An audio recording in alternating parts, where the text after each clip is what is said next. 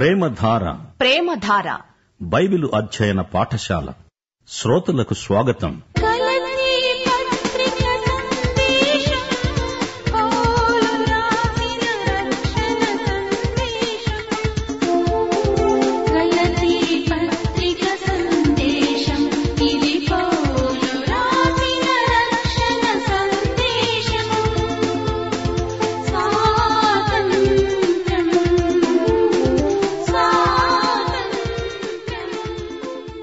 ప్రియ శ్రోతలు, మీ బైబిళ్లు తెరవండి. ఈ రోజు మన పాఠం గలతీ పత్రిక 6వ అధ్యాయం 11వ వచనం నుండి 14వ వచనం వరకు. పౌలు అంటున్నాడు, నా స్వహస్తములతో మీకెంత పెద్ద అక్షరాలతో రాస్తున్నానో చూడండి. శరీర విషయమందు చక్కగా అగపడగోరేవారెవరో వారు తాము క్రీస్తు యొక్క శిలువ విషయమై హింస పొందకుండా ఉండడానికి మాత్రమే సున్నతి పొందాలని మిమ్మల్ని బలవంతం చేస్తున్నారు. అయితే వారు సున్నతి పొందిన వారైనా ధర్మశాస్త్రమును ఆచరించరు. తాము మీ శరీర విషయమందు అతిశయించే నిమిత్తము మీరు సున్నతి పొందాలని కోరుతున్నారు. అయితే మన ప్రభువైన యేసుక్రీస్తు శిలువయందు తప్ప మరి దేనియందు అతిశయించడము నాకు దూరమగునుగాక. దానివలన నాకు లోకము, లోకానికి నేను శిలువ వేయబడి ఉన్నాము. ప్రియ శ్రోతలు, పౌలు ఈ పత్రిక ముగింపులో ఏమంటున్నాడో విన్నారా? తాను స్వహస్తంతో ఈ ఉత్తరం రాశాడు, పెద్ద అక్షరాలతో రాశాడు. ఈ యూదామతవాదులు మీరు సున్నతి పొందాలని బలవంతం చేస్తున్నారు. వారిదంతా మానవ దృక్పథంలో ప్రదర్శన కోసం చేస్తున్నారు. అసలు వారి ఆంతర్యం ఏమిటంటే క్రీస్తు శిలువ వల్ల కలిగే హింసలను తప్పించుకోవాలని. మీరు సున్నతి పొందాలి అని చెబుతున్నారే, వీరు ధర్మశాస్త్రాన్ని ఆచరించరు. మీరు మతాచారాలను ఎలా పాటిస్తారో చూచి అతిశయిస్తారు. అది కేవలము శారీరకమైన డంబాచారం మాత్రమే. యేసు శిలువే నాకు అతిశయం. మరే విషయంలోనూ నేను అతిశయించను. అలాంటిది జరగదు. యేసు శిలువ మహాశక్తి. నేను లోకానికి, లోకం నాకు శిలువ వేయబడినట్లే. శ్రోతలు వింటున్నారా? అబ్రాహాము దేవుణ్ణి నమ్మాడు. దేవునితో కనాను భూమి యందు సంచరించాడు. ఆ కాలంలో కనానీయులు దుర్మార్గులు, వేషధారులు. వారు ఆ దేశాన్ని ఆక్రమించుకొని ఉన్నారు. అబ్రహాముకు ఇస్సాకు అనే కొడుకు పుట్టాడు. ఇస్సాకు పెరిగి పెద్దవాడయ్యాడు. అబ్రహాము అతణ్ణి మోరియా కొండమీదికి తీసుకువెళ్లాడు. దేవుని ఆజ్ఞను అబ్రహాము విధేయుడై పాటించాడు. తన కుమారుణ్ణి బలి ఇవ్వడానికి సిద్ధమయ్యాడు. అయితే ఇస్సాకును వధించకుండా దేవుడు అబ్రహామును వారించాడు. అబ్రహాము ఆధ్యాత్మిక బీజం నాటాడు. నిత్యజీవమనే పంట కోశాడు. యొకెబెదు ఎవరు? ఈమె మోషే తల్లి. ఆ రోజుల్లో చాలా భయంకరమైన పరిస్థితులున్నాయి. మోషే బాలుడి ప్రాణాలను కాపాడడానికి ఆమె ఒక పథకం రూపొందించింది. మోషేను ఫరో కుమార్తె పెంచుకున్నది. దేవుని మార్మికమైన ఏర్పాటు ప్రకారం యొకెబెదే శిశువుకు దాదిగా పాలిచ్చింది. చిన్నప్పటి నుండి యొకెబెదు మోషేకు దేవుణ్ణి గురించి చెప్పింది. పాలివ్వడమే కాదు, తమ దేవుణ్ణి గురించిన జ్ఞానం కూడా ఇచ్చింది. అబ్రహాము పిలుపును గురించి చెప్పింది. ఇశ్రాయేలు జాతి పట్ల దేవుని చిత్తమేదో అతనికి నేర్పింది. మోషే రాజసౌధంలో ఈజిప్టు సంస్కృతి సభ్యతల్లో ఎదిగాడు. యోకెబెదు మోషే తల్లి. ఈజిప్టు తనకు, తన జాతికి వ్యతిరేకం. ఈజిప్టు సంస్కృతి కేవలం సుఖభోగపరాయణత్వం. ఈజిప్టు వారి మతం, వారి వేదాంతం అంతా దేవునికి, దేవుని ప్రజలకు కేవలం విరుద్ధం, వ్యతిరేకం, అనాధ్యాత్మికం. అది విగ్రహారాధన. వస్తువులను పూజిస్తారు, మనుష్యులను వస్తువుల్లాగా వాడుకుంటారు. వారి సభ్యతలో ప్రేమకు చోటు లేదు. మోషే యువదశలో అతని జీవితం గొప్ప మలుపు తిరిగింది. మోషే ఏం చేశాడు? ఈజిప్టు పాపభోగాలకు వీడుకోలు చెప్పాడు. దేవుని ప్రజలతో తనను తాను సంయుక్తపరుచుకున్నాడు. యొకెబెదు ఏమి విత్తిందో అదే పంట కోసింది. ఇక దావీదు జీవితాన్ని పరిశీలించండి. దావీదు ఘోర పాపం చేశాడు. దావీదు క్రూరుడు, పాపి అని లోకం అపార్థం చేసుకోవచ్చు. కాని అతడు పాపాన్ని ప్రేమించినవాడు కాడు. అతడు దేవుణ్ణి ప్రేమించిన వ్యక్తి. దేవుని హృదయానుసారి దావీదు. తెల్లటి తెరమీద నల్లటి సిరామరక అయింది అనుకోండి, అది ఎంతో దూరానికి కనిపిస్తుంది. అయితే నల్లటి తెరమీద నల్ల సిరామరక అసలు కనిపించనే కనిపించదు. దావీదుకు ముందు, దావీదు తరువాత ఎందరో రాజులు వచ్చారు. వారు చెడ్డరాజులు. దావీదు చేసిన పాపం కంటే ఇంకా ఘోరమైన పాపాలే చేశారు గాని అవి కనపడవు. దావీదు చేసిన పాపం మటుకు అతి పెద్దదిగా కనపడింది. అదీ సంగతి. దావీదుకు దేవుడంటే భయం ఉంది. దేవుని హృదయం దావీదు ప్రవర్తనకు చలనహేతువు. దుప్పి నీటివాగుల కోసం ఆశపడినట్లు దేవుని కోసం దావీదు ప్రాణం తృష్ణగొని ఉంది. అయితే దావీదు విత్తిన పాపబీజం విషాముష్టి పంటను తెచ్చింది. అతని సంతానం పాడైపోయారు. నేస్తం, వింటున్నావా? నీవేది విత్తుతావో అదే పంట కోస్తావు. మన జీవితమంతా విత్తనాలు వేయడమే. మేలు చేయడం అంటే మేలు రకం విత్తనాలు వేయడం, మేలు రకం పంట కొయ్యడం. మేలు చేయడానికి మన చుట్టూరా ఎన్నో అవకాశాలున్నాయి. సత్కార్యాలు చెయ్యండి గాని వాటికి పునాది సద్వాక్యం. ఇది కృపాసువార్త, ఆత్మానుసారంగా నడుచుకోవడం. అప్పుడు ఆత్మఫలం ఫలిస్తుంది. అందరికీ అవధులు లేకుండా మేలు చేయవచ్చు. విశేషించి విశ్వాస గృహానికి చెందిన సోదర విశ్వాసులందరికీ ఎడతెగక మేలు చేస్తూనే ఉండాలి. పౌలు పెద్ద అక్షరాలతో ఈ ఉత్తరం రాశాడు. ఇది పౌలు సొంత దస్తూరి. పెద్ద అక్షరాలతో రాశాడంటే ఇది పెద్ద ఉత్తరమేమీ కాదు. ఈ పత్రికకు 6 అధ్యాయాలున్నాయి. రోమా పత్రికలో 16 అధ్యాయాలున్నాయి. రోమా పత్రిక, గలతీ పత్రిక, ఈ 2 పత్రికల సందేశం ఒకటే. ఎందుకింత పెద్ద అక్షరాలతో రాశాడు? పౌలు దృష్టి బలహీనమైంది. 2 కొరింథీ 12 అధ్యాయం 7వ వచనం, శరీరంలో ముల్లు, అదే కంటి జబ్బు, నేత్ర బలహీనత. గలతీ పత్రిక 4వ అధ్యాయం 15వ వచనంలో పౌలన్నాడు, శక్యమైతే మీ కన్నులు ఊడబీకి నాకిచ్చివేసి ఉండేవారని మీ పక్షమున సాక్ష్యం పలుకుతున్నాను. అవును, పౌలుకు కంటి చూపు అవరోధమున్నది. దమస్కు మార్గంలో పరలోకపు వెలుగు అతణ్ణి కొట్టినప్పుడు ఈ ప్రమాదం కలిగి ఉండవచ్చు. పౌలు రోమీయులకు పత్రిక రాసినప్పుడు ఆ ఉత్తరం తాను చెబుతూ ఉంటే కార్యదర్శి రాశాడు. ఉక్త లేఖనం. ఉత్తరం ముగింపునకు వచ్చినప్పుడు కార్యదర్శితో పౌలు అనేవాడు, నీవేమైనా అభినందనలు చెప్పదలుచుకుంటే రాసుకో. అందుకే రోమా పత్రిక 16వ అధ్యాయం 22వ వచనంలో కార్యదర్శి 4 మాటలు రాశాడు. ఈ పత్రిక రాసిన తెర్తియు అనే నేను ప్రభువునందు మీకు వందనాలు చెప్తున్నాను. అయితే పౌలు ఈ గలతీ పత్రిక రాసినప్పుడు పౌలుకు కోపం వచ్చింది. వారు సువార్తను ధర్మశాస్త్రంతో కలగలుపు చేస్తున్నారని విన్నాడు. దేవుని కృపాసువార్తను కల్తీ చేస్తున్నారు. సువార్తలోని శక్తిని విస్మరిస్తున్నారు. కృపాసువార్తలోని కృపను కాదని దాని స్థానంలో ధర్మశాస్త్ర మతాచారాలను, సున్నతి సంస్కారాన్ని తెచ్చిపెడుతున్నారు. కార్యదర్శి లేఖకుడు వచ్చేదాకా పౌలు కనిపెట్టలేకపోయాడు. పెద్ద పెద్ద అక్షరాలతో తనే పత్రికనంతా రాసి ముగించాడు. కండ్లు మసక, సరిగా కనపడవు. అందుకే అంత పెద్ద అక్షరాలతో రాశాడు. పత్రిక ముగింపులో పౌలు తన సాక్ష్యం క్లుప్తంగా రాశాడు. అన్యులను సున్నతి చేయించుకోవలసిందని ఈ ధర్మశాస్త్రవాదులు ఒత్తిడి చేస్తున్నారు. యూదులతో, యూద మతంతో వీరు రాజీ పడుతున్నారు. ఆ యూదులు అసలు విశ్వాసులు కానే కారు. యూదా మత సంస్కారవాదులు. వారు ధర్మశాస్త్రీయ ఛాందసులు. వారిని సమర్థిస్తూ బోధిస్తే ఏ బాధ ఉండదు. అలాంటి బోధ ప్రకృతి సంబంధికి బాగా నచ్చుతుంది. పాత స్వభావాన్ని ధర్మశాస్త్రం తొక్కిపడుతుంది. అయితే వీరు ధర్మశాస్త్రాన్ని చేతపట్టుకొని ఎడాపెడా అందర్నీ ఖండిస్తారు. కొత్త స్వభావం సంగతి వీరికి తెలిస్తే గదా. వీరికి కృప అంటే బొత్తిగా తెలియదు. తాను లోబడకపోయినా అవతలి వ్యక్తిని ధర్మశాస్త్ర దండంతో కొట్టాలని చూస్తారు.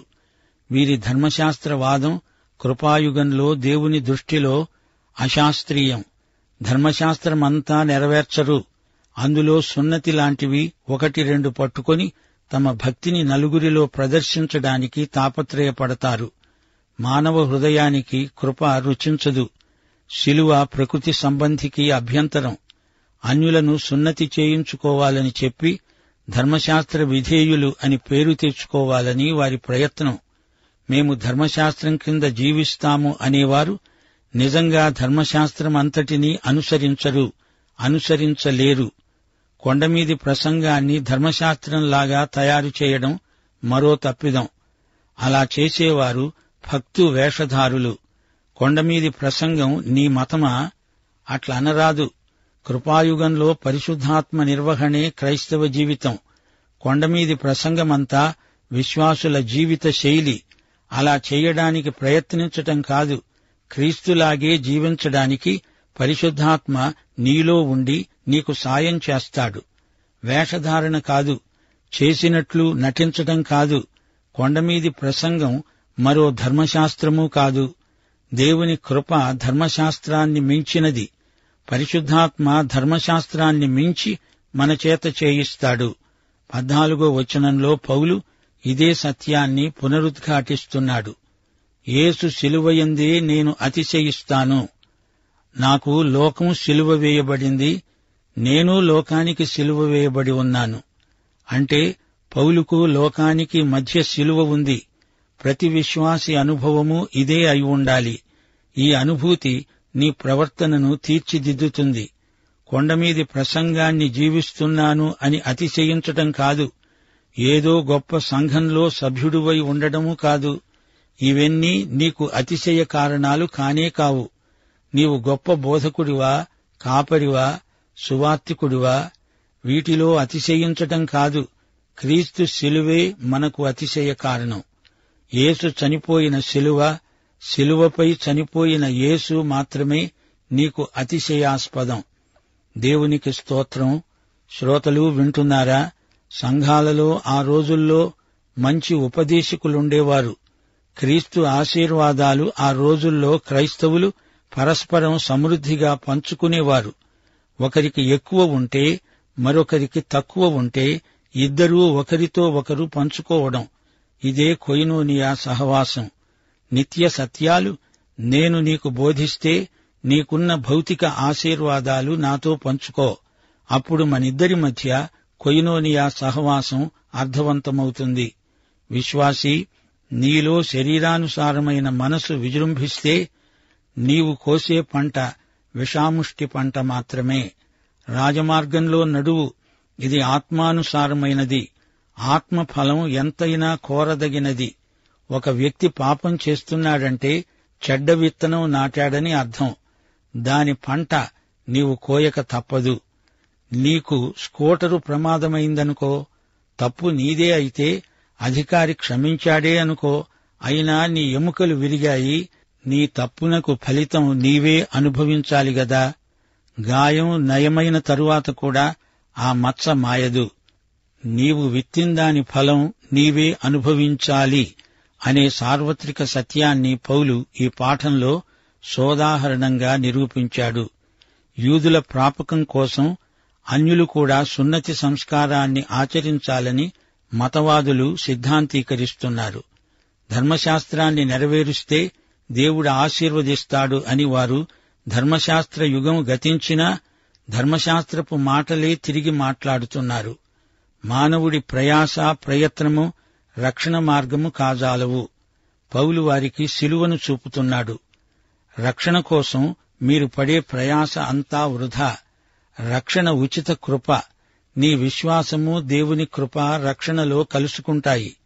గలతీ పత్రిక 6వ అధ్యాయం 12వ వచనంలో పౌలు కొందరిని ఉద్దేశించి వారు శరీర విషయమందు చక్కగా అగపడగోరుతారు అన్నాడు. అంటే ఏమిటి? అంటే శరీరమును శరీరానుసారమైన మనస్సును ప్రదర్శించగోరేవారు.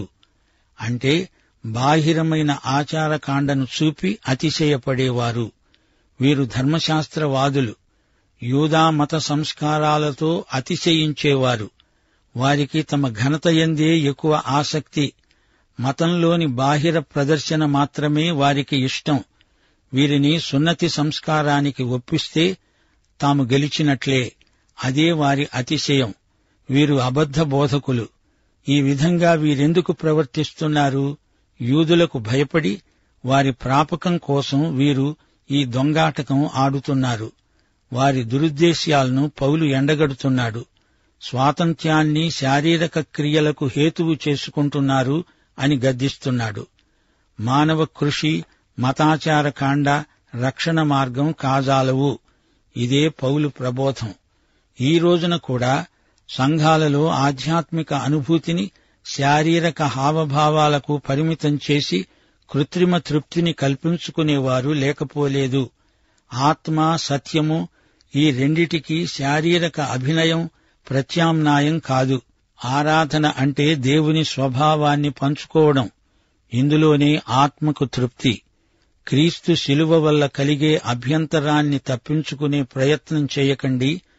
మతవాదులతో రాజీ పడకండి.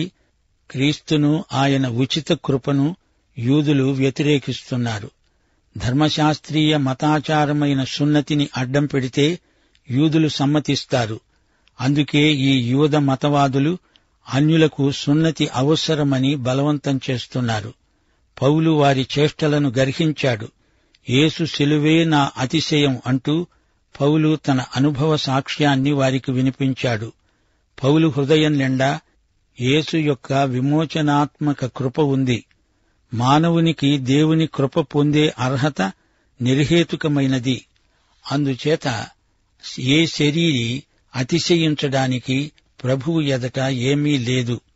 యాకోబు పత్రిక 2వ అధ్యాయం 10వ వచనం ప్రకారం ఎవడైనా ధర్మశాస్త్రమంతా గైకొని ఒక్క ఆజ్ఞ విషయములో తప్పిపోయిన ఎడల ఆజ్ఞలన్నిటి విషయములో అపరాధి అవుతాడు. ఇక్కడ ఈ మతవాదులు సున్నతి అనే ఒక్క ఆజ్ఞను మాత్రమే పాటించి మిగతా వాటిని వదిలేస్తున్నారు. వారు వీరు ఒకటే కోవకు చెంది ఉన్నారు. శిలువ సందేశం గలతీ పత్రిక అంతటా పర్యాప్తమై ఉన్నది. ధర్మశాస్త్రము విషయమై మృతులము, క్రీస్తునందు దేవునికి సజీవులము. నాకు లోకము, లోకానికి నేను సిలువ వేయబడి ఉన్నాము. ఈ ప్రక్రియ అంతా నిర్వహించేవాడు పరిశుద్ధాత్మే. నేను క్రీస్తుతో కూడా సిలువ వేయబడి ఉన్నాను. ఇక జీవించేవాణ్ణి నేను కాను, క్రీస్తే నాయందు జీవిస్తున్నాడు. ఇది కూడా పరిశుద్ధాత్మ నిర్వహణే. క్రీస్తు సంబంధులు శరీరమును దాని ఇచ్ఛలతో, దురాశలతో సిలువ వేసి ఉన్నారు. ఆత్మకార్యమే ఇది. సిలువ వేయబడిన క్రీస్తుతో మనలను మనం సంయుక్తపరుచుకొని చూసుకుంటే అన్నీ మనకు కొత్తవిగా కనిపిస్తాయి. ఇప్పుడు మనము స్వేచ్ఛగా దేవుని కోసమై జీవించడానికి ధర్మశాస్త్రము నుండి విడుదల పొంది ఉన్నాము. ప్రియ శ్రోతలు, ఈ పాఠంలో మరచిపోకూడని సత్యాలున్నాయి. దొంగ బోధకులు పేరు ప్రఖ్యాతుల కోసమై పాకులాడతారు. శరీరానుసారులు హింసలు తప్పించుకునేందుకు మతంతో రాజీ పడతారు. తమను వెంబడించే వారి సంఖ్యాబలం వీరికి ముఖ్యం. క్రీస్తు శిలువ లోకాన్ని మన కోసం, మనల్ను లోకం కోసం శిలువ వేస్తుంది. గమనించండి, అతిశయం మనకు తగిందేనా? రక్షణ విషయంలో అంతా ప్రభువే చేశాడు. మనము అతిశయపడడానికి ఆస్కారమే లేదు. పాప సమస్యను పరిష్కరించడానికి యేసుక్రీస్తు మానవుడి సాయం కోరలేదు. విశ్వాసి అతిశయించగోరితే క్రీస్తును బట్టి అతిశయించాలి. క్రీస్తు మాత్రమే మన స్తుతి ప్రశంసలకు పాత్రుడు. యేసు నామమందే మనము అతిశయించాలి. రక్షణకు కావలసింది నీ విశ్వాసం, మతాచారం కాదు. అది ఏదైనా కావచ్చు. రక్షణకు వాటితో నిమిత్తం లేదు. యూదులు యేసును అంగీకరించి యేసును తమ మతానికి అదనంగా చేర్చారు. దేవుని దగ్గరికి క్రీస్తు ద్వారా ఎవరైనా రావచ్చు. ధర్మశాస్త్రం యేసు దగ్గరికి ముఖద్వారమేమీ కాదు. శరీరానుసారులైన మతబోధకులు కోరేదేమిటి? పేరు ప్రఖ్యాతులు. తమ అహమును పోషించుకుంటారు. సంఖ్యాబలం మీద ఆధారపడతారు. వీరికి కీర్తి కండూతి ఎక్కువ. తమ పదవిని జాగ్రత్తగా కాపాడుకుంటారు. అవకాశాల కోసం ఎదురు చూస్తారు. ఎంతో కృషి చేస్తారు. ప్రజాకర్షణ కోసం నానాయాతన పడతారు. పౌలు గలతీ సంఘస్థుల పోకడలను పసికట్టి హితబోధ చేశాడు. ఈ పాఠం సారాంశమిదే: యేసే, ఆయన శిలువే మన అతిశయం. శ్రోత, నీవు రక్షించబడ్డావా? క్రీస్తు శిలువయందు అతిశయిస్తున్నావా? అయితే ఈ పాఠం, ఈ సందేశం నీకోసమే. దైవాశీస్సులు. ఆమేన్.